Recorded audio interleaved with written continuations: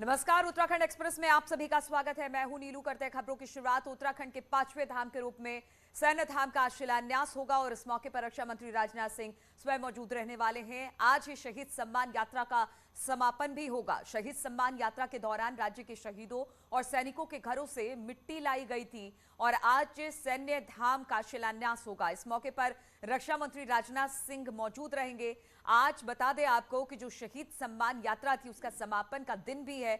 शहीद सम्मान यात्रा के दौरान राज्य के शहीदों और सैनिकों के घर से मिट्टी लाई गई थी, जिससे इस सैन्य धाम में मिट्टी को रखा जाएगा और फिर यहां से सैन्य धाम का शिलान्यास किया जाएगा। तो रक्षा मंत्री राजनाथ सिंह भी इस मौके पर मौजूद रहेंगे। हम आपको बता दें कि सैन्य धाम के लिए लगातार काम किया जा रहा था। उत्तराखंड को वीरों की भूमि कहा जाता है और 4 धाम के बाद अब एक धाम और सैन्य धाम होगा, जिसका आज शिलान्यास किया जाना है। इस मौके पर रक्षा मंत्री राजनाथ सिंह मौजूद रहेंगे। आज शहीद सम्मान यात्रा का समापन भी हो रहा है। शहीद सम्मान यात्रा के दौरान राज्य के शहीदों और सैनिकों के घरों से मिट्टी लाई गई थी, जहां पर इसे आज सैन्य धाम में रखा जाना है।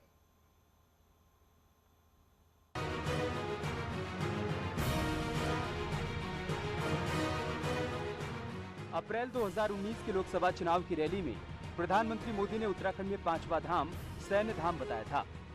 प्रधानमंत्री नरेंद्र मोदी की वही परिकल्पना 15 दिसंबर को साकार होने जा रही है। देहरादून के पुरकुल में रक्षा मंत्री राजनाथ सिंह, रक्षा राज्य मंत्री अजय भट्ट और मुख्यमंत्री पुष्कर सिंह धामी भूमि पूजन के साथ काम शुरू करेंगे। 63 करोड़ की लागत से बनने जा रहा सैन्य धाम 2 साल में बनकर तैयार होगा, जिसके लिए प्रदेश के 1763 शहीद सैनिकों के घर की मिट्टी लाई गई है। वहीं भूमि पूजन के साथ 190 सैनिक परिवार के सदस्यों को सम्मानित भी किया जाएगा। 1734 शहीद परिवारों से हमने संपर्क किया था और उन घरों की पवित्र मिट्टी को लेकर यहाँ पर आ रहे हैं। उस पवित्र मिट्टी से इसका निर्माण होगा और जिस प्रकार का वातावरण दिखाई दे रहा है, जहाँ भी गए हैं, कुछ जगह तो मिट्टी कलेक्शन के लिए मैं खुद गया, लोगों की आंखों में आंसू थे, परिजन चपट के रो रहे थे।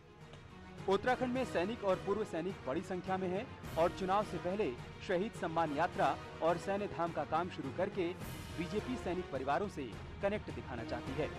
वहीं कांग्रेस का कहना है कि सैन्य धाम को प्रणाम है, लेकिन सैनिकों के नाम पर चुनावी राजनीति ठीक नहीं है। और सैन्य धाम तो सभी का है, हम प्रणाम करते हैं, मगर एक बात जरूर कहना चाहते हैं, सैन्य धाम की आड़ में भाजपा जो राजनीति कर रही है वो अच्छा नहीं लगा। उन्होंने ये देखिए, सैनिक और पराक्रम, शहीदी, ये सब की साझा होती। सैन्य धाम की घोषणा प्रधानमंत्री मोदी ने लोकसभा चुनाव 2019 में की। धाम का काम विधानसभा चुनाव से पहले शुरू हो रहा है और 2024 लोकसभा चुनाव से पहले पूरा हो जाएगा। देवभूमि में सैन्य धाम की सोच प्रधानमंत्री मोदी ने दी और विधानसभा चुनाव से पहले बीजेपी उसी सपने को साकार करने की शुरुआत कर सैनिकों को जोड़ना चाहती है। तो सैन्य धाम का सपना अब जल्द ही पूरा होने वाला है। हम आपको बता दें कि आज यहां से शिलान्यास और फिर सैन्य धाम का निर्माण शुरू हो जाएगा। इसी पर बातचीत करने के लिए भारती सकलानी इस वक्त देहरादून से हमारे साथ जुड़ गई हैं।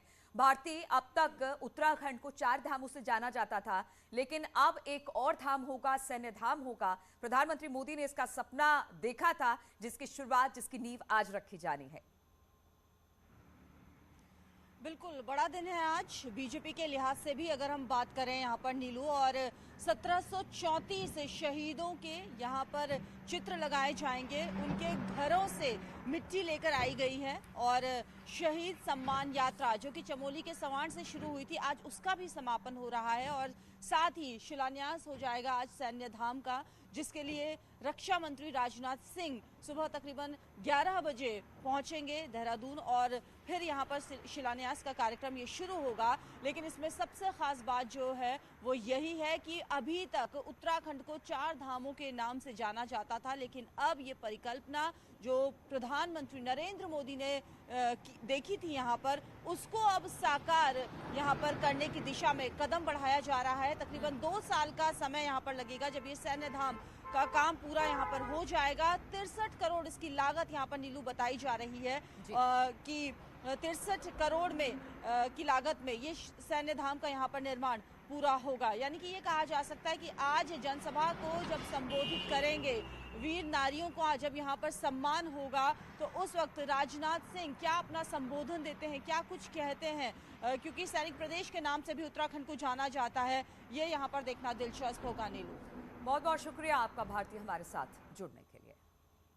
और 16 दिसंबर को सैनिकों के सम्मान की तैयारी कांग्रेस भी कर रही है। 1971 युद्ध के 50वें साल पर परेड ग्राउंड में राहुल गांधी सैनिकों को सम्मानित करने वाले हैं। इसके साथ रैली को भी संबोधित करेंगे। कांग्रेस को उम्मीद है कि चुनाव से पहले राहुल गांधी की रैली बड़ा संदेश देने में कामयाब होगी।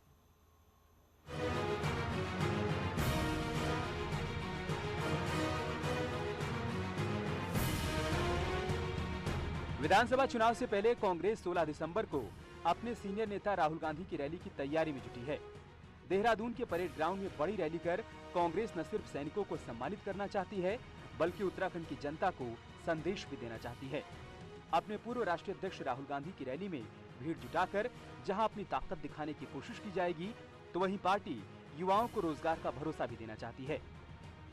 एक तरफ वो चुनाव में जो वादे करते हैं उनको जुमला कहते हैं, दूसरी तरफ हम जो बातें चुनाव में कह रहे हैं वो संकल्प है हमारा।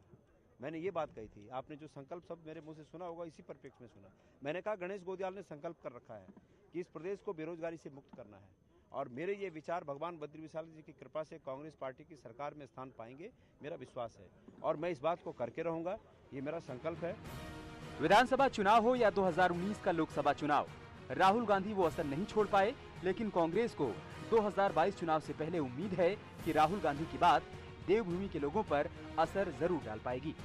मैं समझता हूं कि जहां जहां माननीय राहुल गांधी जी जाते हैं, कांग्रेस का नेतृत्व जाता है, उम्मीद के साथ लोग देखते हैं, और जो मैसेज वहां से जाता है वो पूरे देश में परकोलेट करता है। पंजाब में कांग्रेस सत्ता में है, यूपी में कांग्रेस की हालत जगजाहिर है, लेकिन उत्तराखंड में विपक्षी कांग्रेस को सत्ता में वापसी की उम्मीद है।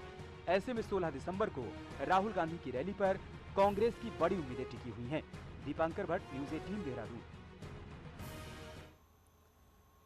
और आम आदमी पार्टी के संयोजक और दिल्ली के सीएम केजरीवाल 5वीं बार उत्तराखंड के दौरे पर काशीपुर पहुंच गए, और इस दौरान उन्होंने एक नया वादा किया। केजरीवाल ने चौथी गारंटी के तौर पर 18 साल से बड़ी उम्र की महिलाओं को 1,000 रुपए हर महीने देने का वादा कर दिया।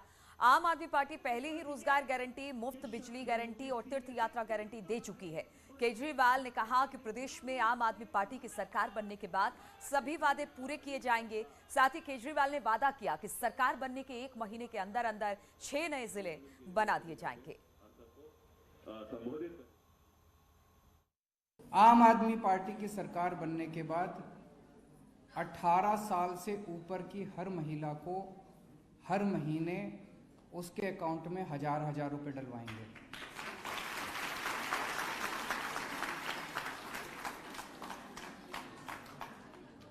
ये लोग कहते हैं औरतों को पैसे क्यों चाहिए? ये चाहते हैं कि जिंदगी भर औरत आदमी के सामने हाथ फैलाती रहे, बेटी बाप के सामने हाथ फैलाती रहे, बीवी हस्बैंड के सामने हाथ फैलाती रहे, माँ बेटे के सामने हाथ फैलाती रहे। जिंदगी भर ये चाहते हैं कि औरत जो है आदमी के सामने हाथ फैलाती रहे। और रुकते हैं यहाँ पर छोटे से ब्रेक के लिए, लौटेंगे जल्द।